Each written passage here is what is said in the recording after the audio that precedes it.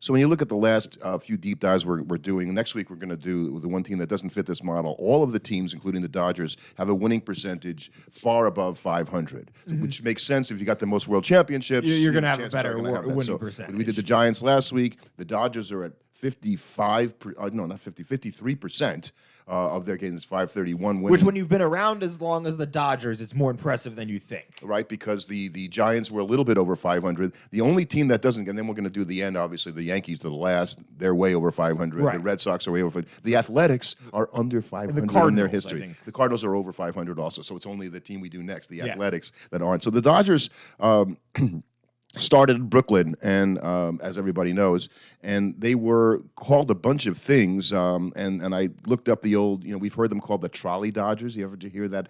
Like how they got what did they? The Redbirds at one point. I think they might have been the Redbirds, but they were called the Trolley Dodgers as a nod to the people living in Brooklyn that had to dodge streetcars when they were going across. So they named the team the Trolley Dodgers, and then it just became the Dodgers. Right. So I can't imagine Trolley Dodgers was going to stick around much more. It's a joke, basically. I think so. They have made the postseason now for 11 straight years, and they lost 2 World Series and they won 1. Well, that's not bad in that period of time. 15 out of the past 20 seasons, they made the postseason. So it's been a sustained period of them being a good team, not necessarily a great team. Right. And I think that would probably be the biggest source of frustration for current Dodger fans is, yes, we got the 2020 World Series title. But of all the World Series titles you could have captured out of those 20 years, it's that one. It's got to, even if you know it's a World Series title, I'm not going to say it's not a World Series title. They 100% won the World Series. But we all know it's the 2020 World Series. And just by me saying that, we all know what we're talking about with the COVID-shortened year. You would have liked to pick up at least one other one just so that you didn't have to have this conversation, essentially. So 7 world championships in 140 years, but obviously we're talking about it didn't happen until most of them are in the 1900s. Well, most of them were when they were not in Los Angeles. Right. So they were the World Series team in 19... They've been in a lot of World Series. That's the other thing. They've just lost a lot of World Series. So as I recall, they lost the 1920 World Series to the Cleveland team. That was that crazy season I like to talk about a lot. And they didn't go back to the World Series for 21 years until 1941, where they lost to the Yankees. I think they lost in 43 to the Yankees. Now we're just going to go here. To the Yankees. There's going to be a lot of losing to the Yankees, especially as we get into the 50s, because it just keeps happening there, too. That's right, because they lost in 52 to the Yankees. And then finally, and I may be leaving one out here, it was 1955. And next year... Didn't they lose in 53? They did lose in 53. I think you're right. 52 and 53, because the Giants were 51 and 54. You're right. And 55... it finally happened. They finally... Dem bums, which is what they like. And didn't they get completely outscored in that World Series by like a ludicrous margin? I'd have to look that up to be sure, because I don't know that that's the case. The only one I think of is the Pirates-Yankees series. Maybe that's the one I'm thinking of. So I don't think so. But obviously, next year finally came there, and so the Dodgers were so thrilled to finally win the World Series that the Yankees came out next year and won the World Series against the Dodgers in 1956. I think that was probably the easiest year for the Dodger fans to take it, because they had at least won the year before. Well, and then the franchise rewarded them by leaving. Do you think winning the World Series in 55 made it easier for the franchise to move? I don't know if easier is the word, but I will say this: I think the Dodgers tried to leverage that championship into we want a new ballpark, because that was going on. So Ebbets Field was built in 1912, which is a very famous ballpark. Famous ballpark, but it was smaller than they wanted to be. It wasn't modern in any way. A guy in New York called Jacob Reese was running things, and they could not get the money. Robert Moses wouldn't give them the money to build a stadium, and so the Dodgers threatened Walter O'Malley threatened to move to Los Angeles. That would not sway them to build a stadium. And finally, he convinced Horace Stoneham of the Giants to move his team too. And so the two of them went to California, but it was the Dodgers' impetus. I do think it's interesting because, and I think this is probably just New York bias coming out, maybe a bit of combination of us talking about old baseball a lot and us being New Yorkers. But it feels like the Brooklyn franchise history part of the Dodgers franchise weighs so much more heavily on the team than any of the other team's previous incarnations. Like, when you talk Only about, for old people. I don't know, and I think that's maybe just because we're from New York and we talk about the Brooklyn Dodgers so much more. But like, it doesn't feel like the Braves come up that much. Like the previous incarnation of the We don't talk Braves. about the Boston Braves. No, You're saying, yeah, but yeah. we talk about the Brooklyn Dodgers all the time Because there are still some guys that are alive that saw that happen in and 1955. I also think that, in particular, Jackie Robinson, and because we have to talk, because he is so talked about, and because it's such an important story to be talking about, and that he played for the Brooklyn Dodgers, in a sense, keeps that franchise alive in a way that no other What a franchise great point. really get. Excellent point. I'm reading a biography, and I haven't really talked about this, on Bill Veeck. And Bill Veeck was the first I guy. think I've seen you reading that. Yeah, about to bring in an African-American player in the American League in Larry Doby, but that followed the year after Brad Stricky brought in Jackie Robinson to the Dodgers. And you're right, so that because number 42 is retired all over Major League Baseball, Jackie never played for another team but the Brooklyn Dodgers. We see highlights of Jackie Robinson playing for the Brooklyn Dodgers every single year. Sliding into home plate. Yogi Berra jumping up and down. We might talk about Sandy Koufax occasionally, but we'll talk about Walter Johnson and Stan Musial and Babe Ruth. But Jackie Robinson is the only guy you're almost guaranteed to see highlights of every single season. And the Dodgers, I remember when I was a kid, there was a show on TV called Welcome Back, Kotter. It was on in the early 70s, and they would open the show and they would have a billboard or some sort of outdoor thing that said Brooklyn, the fourth largest city in America. So that made me think that the Brooklyn Dodgers were important because that was a big city. It wasn't, Brooklyn didn't become part of New York until 1898. It was a truly separate city. But even through the first half of the 20th century, Brooklyn was a big city, and that identity of being a Brooklyn Dodger fan was very different than being a Yankee fan or a New York Giant fan. And I think that it is just so important. And there's so many, when we go through the pantheon of great Dodger players, it's very interesting because you could basically do it for both incarnations of the franchise. You could have a list of entirely just great Brooklyn Dodger players and a list of just entirely great Los Angeles Dodger players. I 100% agree with that. So when the Dodgers moved in 1958, they won the World Series the next year in 1959. So what a way to introduce yourself to the fans. Yeah, and they were still building Dodger Stadium. They played in the Coliseum, actually. Can you think about do they still play LA in Coliseum? More or less original stadium out in the Ravine? The Chavez Ravine was built in 1962, so pretty much. Yeah, they were there for just a few years. I can't remember if they played all their seasons in the Coliseum, but I know they played at least once. And had to configure a football stadium and a track stadium for and baseball. Having seen that, whenever we see that, you see that out a lot. Center field was really far. Out there west, you see like the football field converted into the baseball field. I don't think it ever looks particularly good. Chavez Ravine, the Dodgers. No. The Coliseum, like when you use a football stadium as a base. Chavez Ravine's a beautiful stadium. That's a beautiful stadium. Horrific to get to. I don't know. Oh, and get in and out of. I went to. Well, why do you think so many Dodger fans leave before the ninth inning? Yeah, we'll talk about that. So, and one of the things about the Dodgers, for me personally, is I lived in L.A. in the late 70s, and we had this conversation, so I'll repeat it a little bit that, so in 1977 and 78, the Dodgers and the Yankees played in the World Series. Now, the Yankees this was won the both. first time they were making the World Series since they were basically coming off of those two initial, the World Series team right when they moved, and that was a team comprised mostly of old Brooklyn Dodger players, right? The Dodgers, I think, made the World Series and lost to the A's in 1974. Okay, so they got to the World Series. That sort of was a portent that they're becoming good again. That was a transitionary period too, where you were now watching guys that had only ever been Los Angeles. Only Los Angeles Dodgers. Dodgers. That is correct. So there I am. I'm a freshman in college in L.A. and the Yankees are playing the Dodgers, and for some real weird reason, I'm rooting for the Yankees.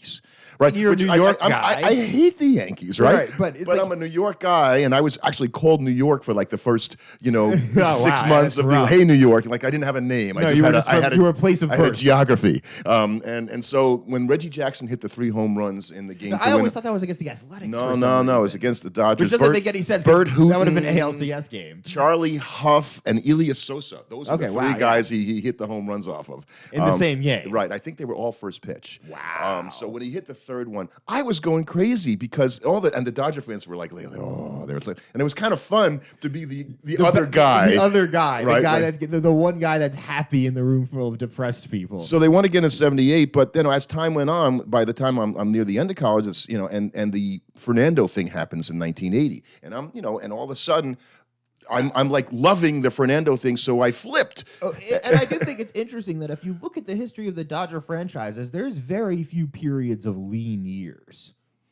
Right, they don't, and they don't finish last. No. The Dodgers don't finish last. No. Like, Now, granted, that is helped by some of the teams that are in there. When you play in a division with the Rockies and the Diamondbacks, you're kind of helped out, at least recently. but that's today. And the Padres. You have to. Okay, so when the original division, when it Would have came in been '69, the was the Giants. The Padres came in '69. The Dodgers. The Atlanta Braves, the Cincinnati Reds were all in the Western So the Division. Braves and the Reds would have given them trouble for years. Yes, they were very good then, and that's who was making the World Series and why the Dodgers weren't in the '70s. So this Dodger team that came Until up, 77. they made the World Series in '74, then they made it again in '77 and '78. Lost both times. Lost both times. And so who was powering those teams? So they had an infield that at the time was renowned for it staying together more than anything else. And we talk about the Met infield. They were together for, I don't know, 9 years. I feel like that's almost kind of a pejorative compliment. Like when the most memorable thing about them is, well, they played together for a while. Well, they were good, though. I mean, they went to the made World Series. multiple times. 3 times in But a decade. were there any Hall of Famers among that group? Not in my no, not any Hall of Famers in that. You had Steve Garvey at first base.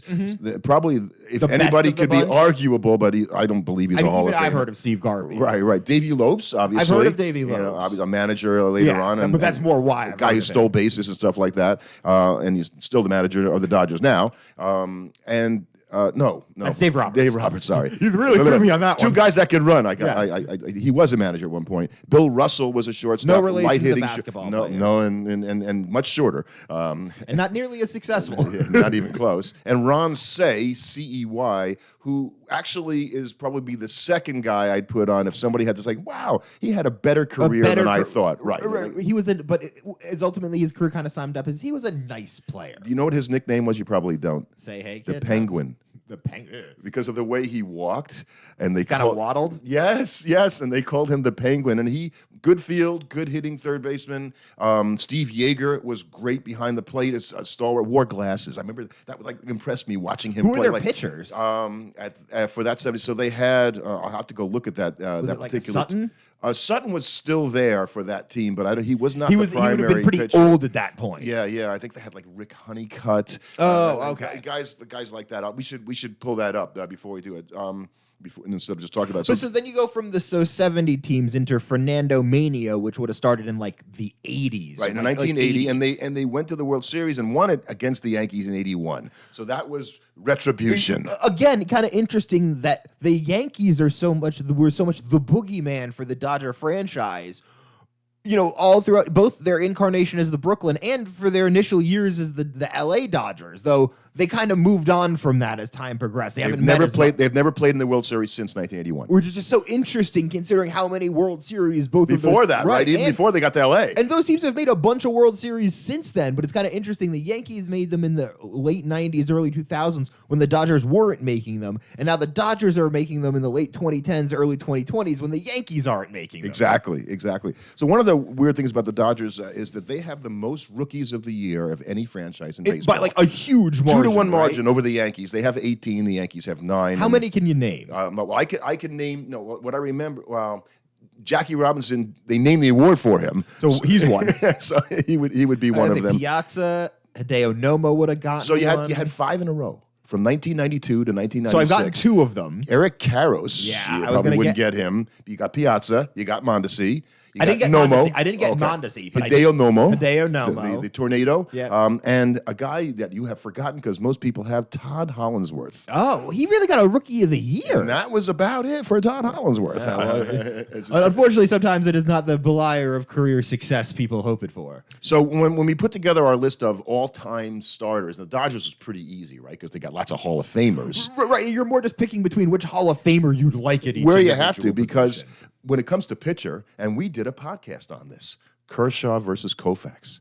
I don't want to pick. I don't think no team is as spoiled for choice for their starting pitching as the Los Angeles Dodgers. Don Drysdale, nah, sorry. But right, Drysdale would be better. Hall of Famer. He's Nope, gonna be, nope, like, nope. if you put Don Drysdale in the Mets, would he be the starter or receiver? That's a legitimate. That's a question. discussion. No, but yeah. But it's a discussion. But he doesn't even enter the Dodger discussion. Oral Hershiser, not a Hall of Famer, but close, and Met fans sort of feel the pain of what he did to them in '88. Dazzy Vance is a Hall of Famer, really good pitcher for the Dodgers when He's they weren't not winning Koufax World and Kershaw. Dazzy Vance struck out like 370, 80 guys a year for a bunch of years.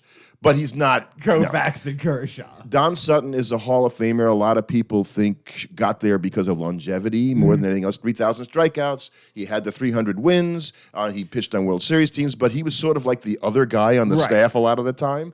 So I don't know that he's the and Fernando himself, not the greatest. He didn't have the long length of career you need to compete with some of these other guys. So when it came to catcher. Did you just go Piazza? I didn't actually. I had him the same. I think I'd throw Roy Campanella in there as. And Campanella is more of a Dodger, you'd say, than Piazza. That's a good one because he didn't play for anybody else, and he had a horrible car accident that ended his career. Whereas with Piazza, there's a legitimate argument that he's more known for being a Met, even though he might have had better years for the Dodgers. He went in as a Met. And I think he's more known, especially because of that post 9/11 home run. Right. He's so much more known as a Met than he is as a Dodger. Just look up his stats with the Dodgers. It's unbelievable. He hit 362 one year. Like, how do you hit 362 as a like 35 homers? Because he's really fast. No, he's not. He wasn't. He still isn't. He just hit the ball. So the other guys I thought about was the guy who had the Marichal bang his bat over his head, the catcher, Johnny Roseborough in the game. But he's not even close to being on campus. Johnny Roseborough had a really good career, though. Right, but he's not a Hall of Famer. No, neither is Steve Yeager, I mentioned. Right. Mike Scioscia. These are really solid catchers. They had a lot of Scioscia was a better he's a guy. He might be a Rule B candidate guy one day. Yes. I think that's a good call. He has a better chance than any of those other guys, obviously, because he managed successfully for the Angels. First base. Probably need another World Series. Yeah, first base I have Gil Hodges, and who finally got elected to the Hall of Fame after him being passed over. That feels like an old New Yorker pick. I think he deserves to be in the Hall of Fame because he was a Gold Glove first baseman before they awarded Gold Gloves. So had he had that piece, he'd have 13 or 14, and that would be the stat that would sort of put him over. In addition to the 370 home runs, right. When you could point the guy like when he has 13 Gold Gloves, you're like, no, this guy was the best fielding first baseman for his career. He kind of has to go in, and he should have gotten in as a player and not as a Rule B candidate. Although I'd argue, as a Met fan, that we get a little bit more recognition this way. Exactly. We mentioned Garvey. He's the closest at first base.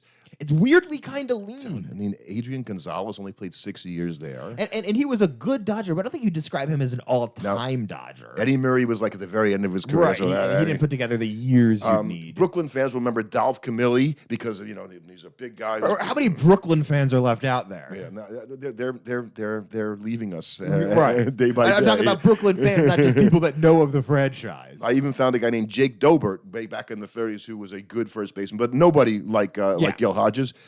Jackie Robinson is our second baseman. That's it. He's the greatest Dodger of all time per Joe Posnanski this week, who picked one player from each franchise. Right. And I just think it's interesting that, Mookie will probably end up on one of these positions for the Dodgers in the coming years. It's going to be real interesting where you'd end up slotting him. Yes, and I think this year he's going to play second base, but he's going to probably split so far. He's going to end up like Ernie Banks. And I think one of the things that gets lost in the wake of Robinson being the first player to integrate into the Major League Baseball is he was also just really, really, really good. Right. You don't think about how good he was. How good a player being he is. First. No, this guy. Right. And that's one of the things that made him so remarkable. Not only was he first, but he was a Hall of Fame player, clearly.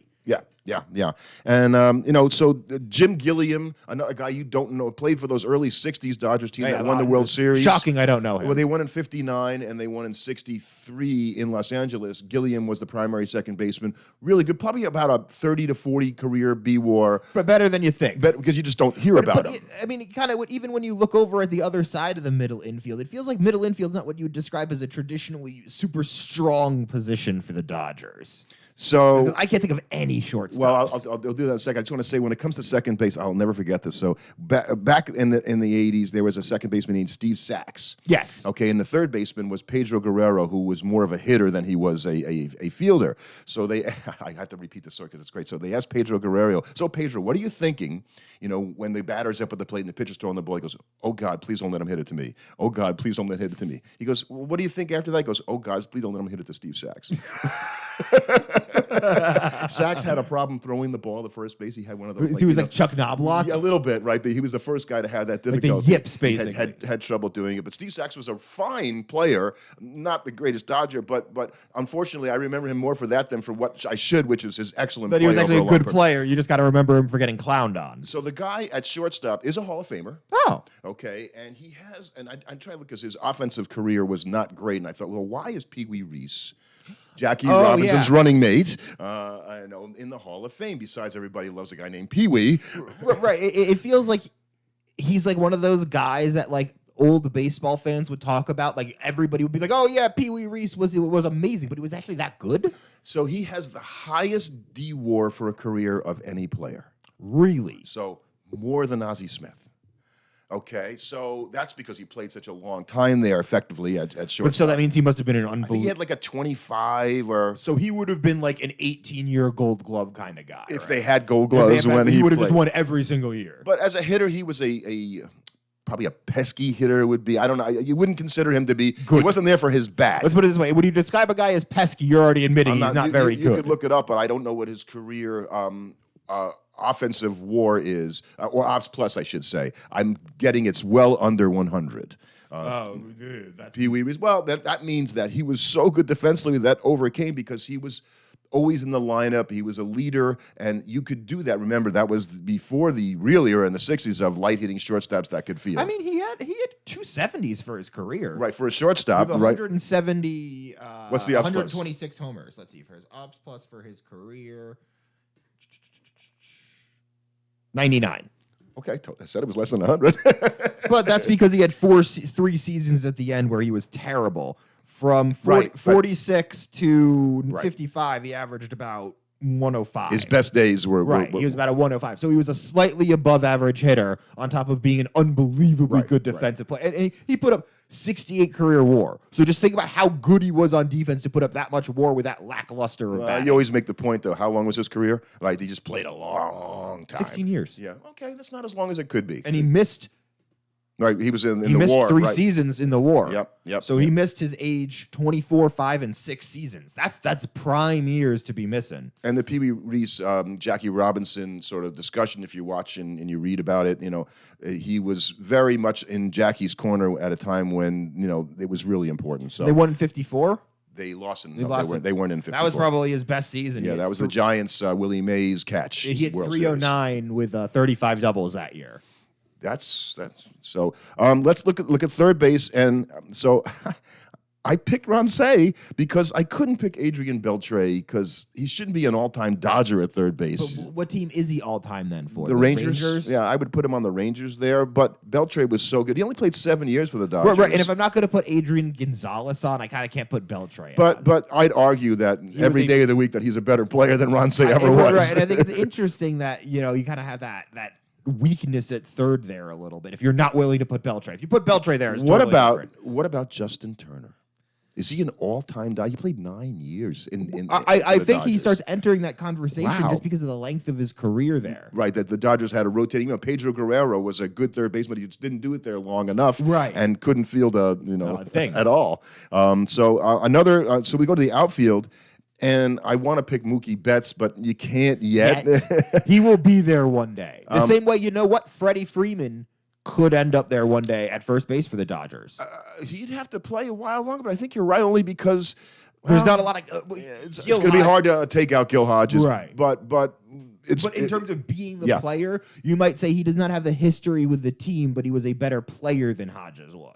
Yeah, he's a better hitter. Certainly. I certainly would say that. So you haven't heard of this player, Zach Wheat, who's a Hall of Famer. Great fielder, great player, played a long time ago with the Brooklyn Dodgers. I'm surprised that name doesn't sound like an old-timey baseball name. It's a great name, Zach Wheat. Yeah, Zach Wheat sounds like, a guy you'd hear about today, not from 1920. The rivalry in New York in the 50s into the 60s in center field was they wrote songs about it. Willie, Mickey, and the Duke.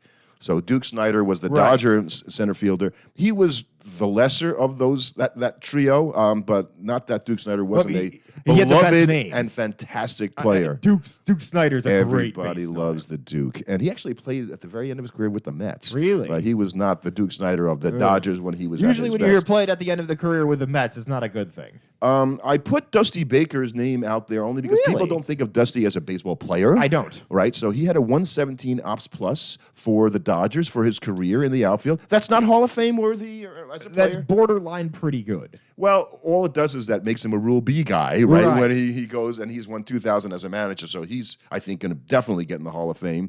I always liked Reggie Smith, and somehow thought he was more of a Dodger than he was. But he really wasn't. He He was more a Cardinal, right? Yeah. 6 meh, I like to say, late career seasons. Yeah. But he was a good player who then went to the Dodgers, so you think of him that way. And maybe it wasn't, maybe Joe Bozansky said that Willie Davis was the greatest Dodger of all time. Really? So, Willie Davis is not in the Hall of Fame. No. He has a high career WAR. He's a guy that's often talked about as a guy that should be in the Hall of Fame. Sort of one of those prototypical speed, some power, good fielding, like that. It was the way the outfielders were sort of, coming together to be able to do everything. Mm-hmm. And Willie Davis was that guy and did it all, I think, for the Los Angeles Dodgers. He might have played a year or two in Brooklyn before he went to L.A. And, of course, when you get to the pitching, we've literally done an entire episode just about how good Dodger pitching is, I'm pretty sure. We've done a couple, just because if you talk about we did an entire episode on Koufax versus Kershaw.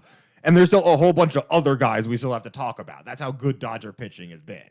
Right. We did that before, and we threw Don and said, "Sorry, Don Drysdale, you don't qualify." But even Hideo Nomo, who was a Rookie of the Year, had some very good seasons for them. Yeah, but he's not an all-time Dodger. But he's not. Kershaw and Koufax go into the Hall of Fame as potentially top 5 pitchers of all time. Kershaw's that good. I think people nowadays don't realize he's been around forever. Yeah. He's pitched, and he's still been that good. And when you look at Kershaw's career stats, he has everything you want. Insane ERA plus, that 7-year stretch of absolute greatness. Truly one of the greatest pitchers of all time. And boy, if anybody needed the 2020 World Series win, it was Clayton Kershaw, right? That sort of made it all okay. It made it all okay. You could talk about him in the pantheon of pitchers. He's not the best to never win. Exactly. The relief pitching was really easy for me. Kenley Jansen is a guy that probably is going to have a shot at getting into the Hall of Fame. The only other guy I could come up with. So this was really hard. The Dodgers don't have this history of great relief pitchers. No, they don't. And I do have something funny to talk about here in a minute, because I think arguably the most valuable save ever made at Dodger Stadium was not by a Dodger pitcher or by any pitcher. As a matter of fact, it was actually made by the Curb Your Enthusiasm cameras. This is a pretty famous story. I don't know if you've ever heard it before. I don't think so. So Juan Catalan was arrested in Los Angeles under the suspicion, I want to say, of murder. And they were putting him on trial to try and, to convict him. And he was trying to come up with an alibi. And he was telling his lawyer, I was at the Dodger game. And of course, he couldn't find any footage on the TV broadcasts of the Dodger game. But he did find TV footage of a Curb Your Enthusiasm episode shot at the Dodger game. And you can see Juan in the frame of one of the things, proving he was at the Dodger game and thus he couldn't commit the murder. So Curb Your Enthusiasm, the Dodgers helped save this man a lifetime in jail. I like that. Because, he's probably number 3. The guy I put number 2 would be Mike Marshall. Now, there's been 2 guys named Mike Marshall who played for the Dodgers. One was an outfielder later on, and one was the pitcher, Mike Marshall, who in 1974 had this weird year where he won the Cy Young as a relief pitcher. Didn't have a lot of save. He pitched 130 innings. He just kind of won the Cy Young? There was, I guess, nobody else that year that could pitch very well because it was a bizarre choice then. And it just feels like what happened? Never did anything else in his career, really. But he has a Cy Young. He's got a Cy Young. I would live off that for You could look it up. I got a Cy Young. Managers-wise, one of my favorite things when I growing up was hearing the Dodgers had a manager all through my childhood, Walter Alston, and he was there before, and so he managed 23 years for the Dodgers. He had 23 one-year contracts. So That's weird. At the end of every year, He would re-sign him. sign him on. So it's like, and so in fact, when Lasorda took over after that, and so Austin won 4 World Series in 23 years. Lasorda won 2 in 20 years, so I have him as the number 2 manager. Lasorda was on 1-year contracts for a long time because that's the way the Dodgers did it. The O'Malley. That's been weird when they finally broke away. But probably the guy who should have been the greatest manager of all time was the guy they named the team for. So they were called the Brooklyn Robins from 1917 to 1931 because Wilbert Robinson was their manager, and he was so beloved that they called him the Robins, and instead of the Dodgers popularly. I think it's so interesting. Why did they do that?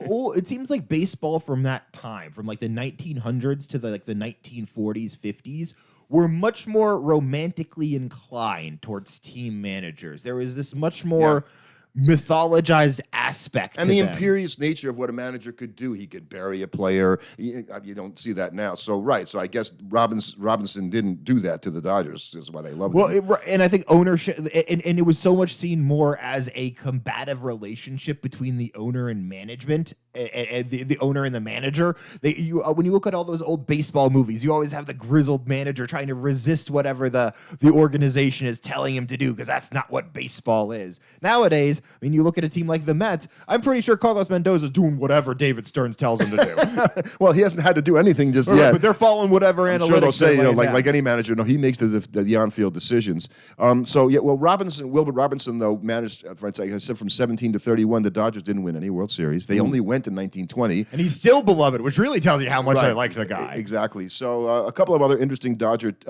tidbits. The Dodgers have 26 no-hitters in their history. I'm guessing that's a the lot. most. Yeah, that's a lot. 18 at home and 8 on the road. Yeah, it is the most. Sandy Koufax has 4. But 2 other guys have 2 each. Carl Erskine, a Brooklyn Dodger pitcher, I think, who's one of the oldest living major leaguers still. I think he's like 100 years old now. And Adonis Terry in the 1880s. I love that name. They call the guy Adonis in the 1880s, which is a name you hear today. You don't hear them. The team leader in on-base average in the history of the Dodgers, Gary Sheffield. Really? Right. I didn't even think he played for the Dodgers that much. He leads in slugging percentage, ops, and is tied with Mike Piazza for adjusted ops plus. How many years did he play for them? He played like 7 years for the Dodgers. Really? You can look it up. I don't think of him as. Then again, when I try to picture Sheffield in any one team, there's no team I think of Gary Sheffield for. Right, because he was a mercenary. Right. Who needs hitting? Who will pay me the most? And he should be in the Hall of Fame. Yeah. And Zach Wheat, the guy I mentioned, in a Hall of Famer, so he owns the at-bats, plate appearances, total hits, doubles, triples, and games plays for the Dodgers. Pretty good. So that's how you get to be the all-time. Yeah, that's how you get to be the all-time. Outfielder there. Duke Snider leads the franchise in home runs, extra base hits, and win probability Really? added. How many home runs did he hit? Not that many. I think he hit around 400, but the Dodgers don't have a guy that's hit a ton of home runs now that I think about it. Right. Jackie Robinson arguably is the best defensive player. Really? Over Pee Wee? Of all over P. Well, I think you consider the best second baseman defensively of all time. That's a hell of an infield, right? Yeah, that's a hell of an infield. He does not lead the Dodgers in any offensive category. Really? I thought he would have led in steals. Or something. I mean, he's such a great player. And I mentioned that the guys played 8 years together. That group of the infield. Yeah. So that's pretty special that the Dodgers have that history. So now they're the team that is the evil empire. Yeah, and you were saying it before. So up until now, and Guggenheim Partners bought the Dodgers in a controlling interest in, I think, 2011, 2012. And since that time, the Dodgers took a very corporate approach to their team. It certainly worked. And so what they've been able to do, and I wrote about this, is they've been able to come up with a team that is never going to have a losing record.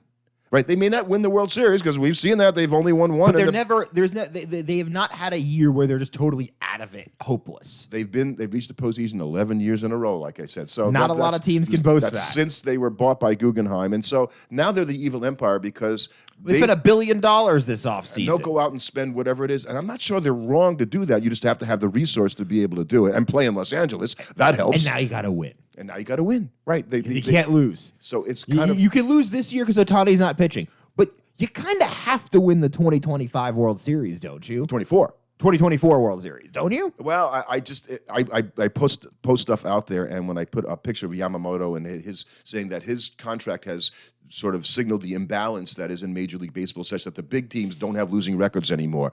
The comments I got from people about the Dodgers is like, it's really The vitriol. oh my! These people hate the Dodgers, and they losers and all that kind of stuff. Well, they're not losers, but we measure success By championships. by championships, and the Dodgers haven't won one. Have only won one in it's the 2017, 2021. right, in 2020 before 1981. So that's no, they won in '88. All right, they won in 88, but they hadn't won in a long time. They won one, which everybody goes, it would be a lot better for your legacy for this group of guys if they won one more, just so that you didn't have to talk about, well, the only one they won was the 2021. And Mookie and Freddie are just getting older, so they better hurry.